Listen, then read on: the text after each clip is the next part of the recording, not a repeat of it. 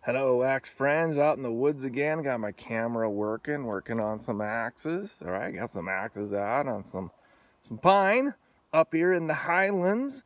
Before we move on in our How to Tune an Axe series, I wanted to maybe share some tips and observations on how you can tighten up an axe handle when it starts to come loose. Start to get a little play in an axe handle, and you don't want to just completely rehang it.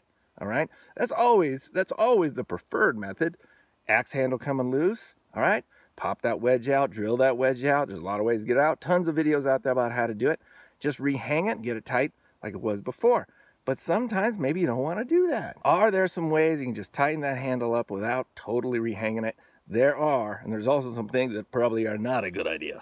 Axe handles come loose. They just do, all right? What makes them come loose? You know, if you have an axe and you're using it and it was going fine, it was tight, so no problem, just one day it starts to get loose, there's probably just two explanations. You know, that repeated stress where the handle meets the head, you know, the wood starts to break down a little bit, it starts to give way, okay?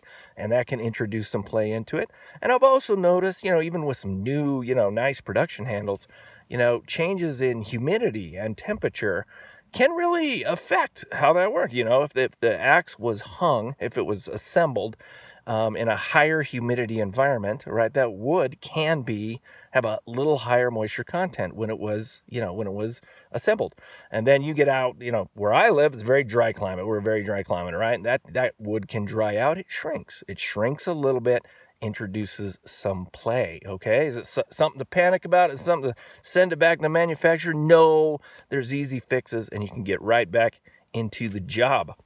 So this old guy has served me well. Check out this Overstrike Guard, all right? That's molded leather. It's molded on there and stitched together. Pretty sweet. That's pretty sweet. What's really cool about it is you can slide it down. Yeah, that's awesome. Okay, it's not a permanent fixture. Okay, it doesn't come all the way off. It's not big enough at the bottom to come all the way off. I kind of wish it did. Then you could have just a on off. That'd be sweet. But it is, after all these years, starting to come loose, right? Got a little play in it, and I was like, all right, and it got a little bit worse, and you can see it starting to work its way up the tenon, right? I think that's what that's called. I think it's called a tenon. The I wood. I always call it I wood, but I think it's a tenon, technically, right? You know, seems woodworker term. But you can see, you know, kind of the wear here on this little shelf that some call a ninja shelf. It's worked its way in just with use, okay? Starting to come a little loose. Should we panic? No, we should not, all right? Could I rehang it? Yes, I could, but there's a couple of things you can do to just tighten it right back up. Well, let's first begin with an old-timey trick. Should you soak the head of your axe in a bucket of water overnight to tighten it up? No, you should not, even though it might work. It might work. This actually might work. It is true that chances are that the wood is dry and has shrunk somewhat, so that's one of the reasons that the head's loose. So putting it in water, yeah, no, the grain on that wood will absorb that water. It will expand. It will expand within the eye, and that could tighten it up enough. If your axe is really, really loose, now in the first place, I want to caveat everything I'm about to say that the head is only sort of a little bit loose. Okay, if the head is really loose, if you can see daylight looking down, there's like holes and gaps in it, or you know, you can almost just pull the handle out of the head yourself. None of these techniques will work. Okay, you need to rehang that axe. That axe needs a new wedge and needs to go in and be refitted. Okay, this is just if your handle's a little wiggly. It's just got a little play in it. What are some techniques? Okay, you know, soaking it in water, that might work. That might actually tighten it up, but it's a very temporary solution. Obviously, it's going to dry out again. Okay, I guess you could just keep soaking your axes in water, but you are submerging a high carbon steel in water. You know, that water, even if you wipe it all off in the morning, like you wipe it all off, you keep the rust off of the outside, that moisture is going to be on the inside. That's just going to be eating away and oxidizing the walls of your axe head. It's a temporary solution. It might work. Not what I'd recommend. Not what I'd recommend. If you just want to soak it in something, soak it in a drying oil like linseed oil or tung oil, okay? Boiled or raw linseed oils. These are the traditional oils that axe makers use to treat handles and to actually protect and condition the wood in the eye. You know, a lot of people will, just as a matter, you know, we do this with our axes here. So we soak the heads overnight in boiled linseed oil, so that absorbs it all up, and that will dry over time. Does it expand the wood? It's kind of questionable. I don't know if it expands it at nearly as much as water. Water will expand it. The oil maybe not so much, but oil will go in. The grain absorbs it. It happens every time. It really does. That oil does go down the grain, particularly from the top, you know, from the top of the eye, along the grain, along the length of the grain. That oil goes in there. That may expand it, and as it dries over time, it gets pretty tough. It actually gets really tough. You know, it takes a long time to dry, a lot longer than people think. But when it does dry, that's some tough stuff in there, okay? And that could tighten your head right back up just like that. So please do not soak the axes in water. Please don't do that. Try the oil, all right? And you don't need a ton of it. You know, get a couple Ziploc bags. Put them together, Ziploc bags. Put your head in the Ziploc bags. Put something over the edge so the edge doesn't just slice through the Ziploc bags. Because, you know, these drying oils, boy, they're like radioactive stuff. They get on everything. It's amazing. It is amazing. They're a little bit hard to deal with. But stick your head in the bags, okay? Put just enough oil in there that it covers the head and gets up to, you know, where the handle goes into the eye, and just leave it overnight. Leave it over 3 days. Just leave it in there a long time. You know, I've done handles. I've actually like soaked handles for 30 days in linseed oil. It is a spectacular. Like, I'm telling you, if you ever get one of these really old, dirty, nasty, oily, gross, snotty handles, okay, it's got wood and gnarl and damage in it, soak that thing for a couple weeks. It's amazing. It is an amazing thing, and it actually swings great. It feels different. Very interesting. If that doesn't work, try a step wedge, okay? A step wedge is a very traditional, very widespread device that is meant to increase the pressure on the walls of the eye. I mean, you know, this is long and ancient stuff. And, you know, I know a lot of people, a lot of purists don't like the step wedges, okay? They don't need it. And it's true. With a little experience, you know what you're doing, hanging on an axe. You don't need one, but if the handle gets all wiggly, all right, you want to tighten it up. Step wedges are great. They're great. We need to overcome, okay, our bias against the wedges. And the purpose is it just spreads out. It just puts more pressure. It just puts more pressure into the eye. All right. So the traditional way to do these is you hammer them in pretty much perpendicular to your handle grain, okay? You know, I did a little trip to Sweden, and I visited all the axe factories, and I met lots of axe makers. It was really interesting. And so they, you know, at one of the factories, they use these step wedges, and the guy who was doing it, you know, told me, it's like, you got to go in perpendicular. You got to go in this way, right?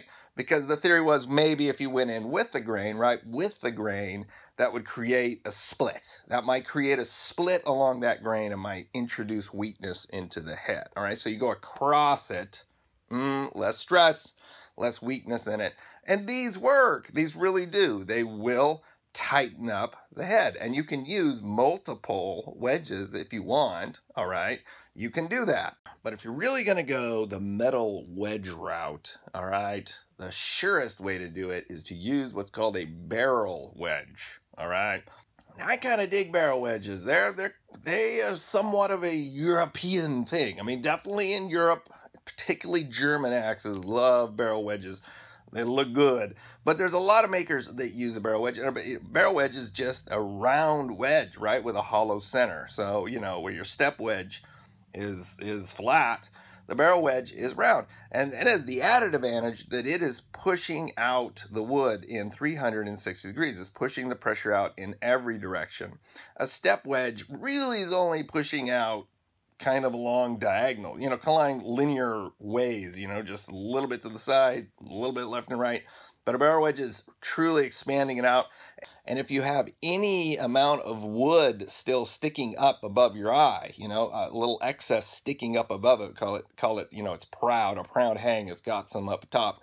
Barrel wedges are great for really expanding that wood and creating the mushrooming effect, like it mushrooms over, okay? That, you know, that's good stuff. That's, the head's not gonna fly off, okay? That's a good thing to do. And there's a mechanical advantage of getting a little mushrooming going there, okay? So now a flat step wedge is pretty easy to hammer in. It's pretty easy. They can be challenging to get right where you want them to. All right, that's a little challenging. But a barrel wedge is going to take real commitment. You're going to have to commit violence. There's violence involved with getting a barrel wedge. All right, I would recommend it. You know, it's really worth it if you want it really nice and centered and, you know, right where you want it to look really good, okay? It's good to mark the eye, do a crosshair on the eye, all right, with a, you know, a wax marker or something, or pencil, something you can remove the markings later to find, you know, where's that center. Then carefully place the barrel wedge at that point, right? Center it on there. And, you know, kind of tap it a little bit and kind of make an impression in the wood to see if you're really centered, okay? Once it's centered, tap it a little more. Get it going. Start to get it in. A little bit will go in quite easily, but it will not take long until you run into real resistance, okay? And that is the moment to go full grand on your barrel wedge. You keep beating it until it submits to your will. There's no other way. I mean, it will go in. It will go in. It will make room for that wedge. It will happen, or your head will blow up. But that's just not going to happen. That's a 1 in a million chance. There's very little chance that you'll actually, the wood will give way before that eye cracks, okay, unless you've got just a really old, weak-ass head. You know, what are you going to do? It's not going to work anyways. But for science, and since this is a pretty nice axe, all right, we're going to use maybe one of the most exotic and esoteric of the handle tightening tactics that are available to you here. We're going to use a dowel wedge. Check these out, right? Check these out. So just in the same way that a barrel wedge, okay, has the advantage over the step wedges in that it's putting pressure out 360 degrees. You know, it's putting pressure in every direction, and that is a superior fit and hold, okay, if you get those in there right. But that's pretty permanent too. A barrel wedge, that's a commitment. That's a commitment. Sometimes that's a commitment for the life of that handle. All right, you won't be able to get all that out, all right, without a lot of knowledge or some luck, you know, when you try to remove it at one time. A wooden wedge can do the same thing. It's just wood, okay? It does the same thing. You drill a hole, you insert a dowel wedge like this. They come in various sizes and woods. All right, and it expands the eye in 360 degrees. But it's woods, all right? So you have a different look. You know, it's easier to drill out or address maybe later, okay, if you're gonna keep working on that handle someday. It's true, these are a little hard to find. You know, hobbyists will do these from time to time and offer them up, but they can be found. And you know, if you're a crafty person, you can certainly make one yourself.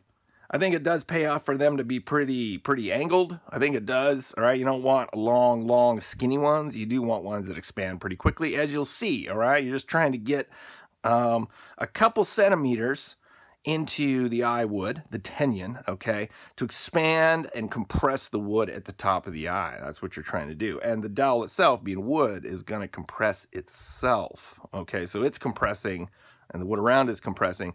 It's just a little different, right? With a barrel wedge being metal, being steel, the wood is giving way the whole time. So pluses and minuses, right?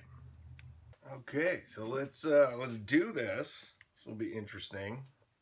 First thing we do is you want to reseat that handle. You know, max it out again. You want to get it back down to wherever, as far as you can. Give it some good smacks. All right. So now it's seated back on where I was, right? I'm just checking that out. Yeah, okay.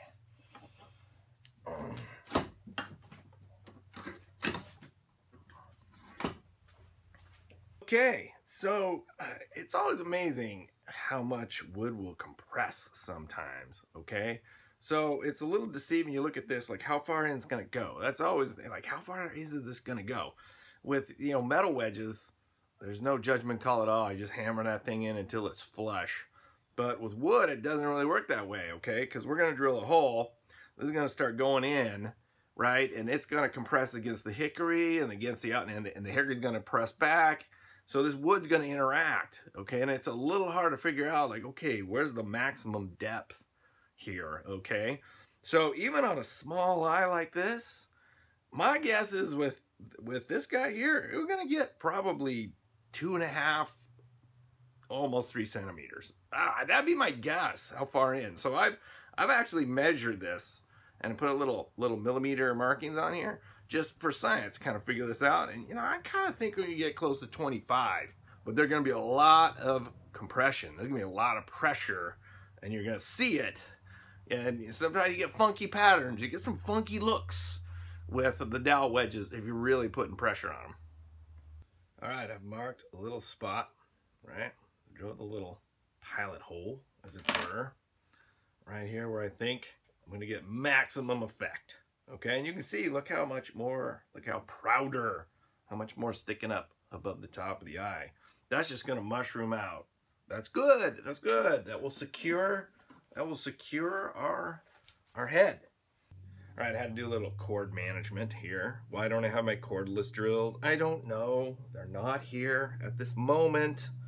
Okay, so I'm drilling 3 centimeters. See how that looks? Yeah, that's really center. Okay, see, I just want to make sure it was centered. That's important. You want to get it pretty centered.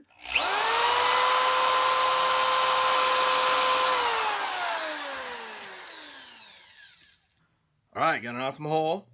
Pretty decent hole. Would love to have a drill press. I really, it's on the list, guys. It's on my list. All right, I'm gonna put a little wood glue on our dowel here. Okay, when it gets down in there into the depths, just a little extra security, keep it from working back out. You never know. Probably won't happen in this case. Probably won't happen working back out, but put it in there. All right, so you just stick it in there. That's it. That's all there is. All right, ready? I got my markings, ready to go. Oh, yeah, that's a lot of pressure. A lot of pressure forward and backwards. Opened up a little crack, Well, I needed it though. I needed it, not tight. What good is it if it's not tight? Oh, nice. Nice. Yeah, no mercy. Max it out. Max it out. That's the whole point. 25 millimeters. 25 millimeters. I'm going to show you.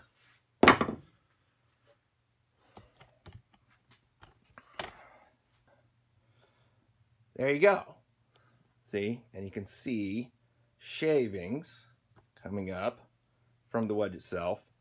A little crack opening up as the wedge expands the eye front to back. That's good. Okay, finally we're getting it tight like we need. All right, maybe it had some shrinkage. Maybe it had some shrinkage over time. All right, I'll fill that with some little shims. Maybe get some exotic woods. Yeah, this will look pretty good.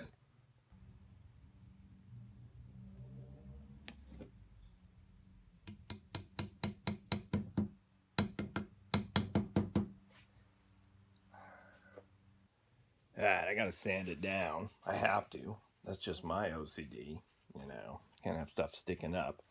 All right, but got our little shims in. Did pretty good. Pretty much seal it all up.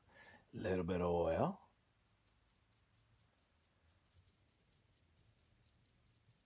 Just a little bit of oil. Bring back that color.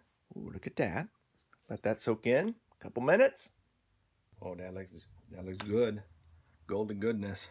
And for a little coup de grace, how about a little Stockholm tar? Yeah, very nice sealant. Very nice sealant Stockholm tar.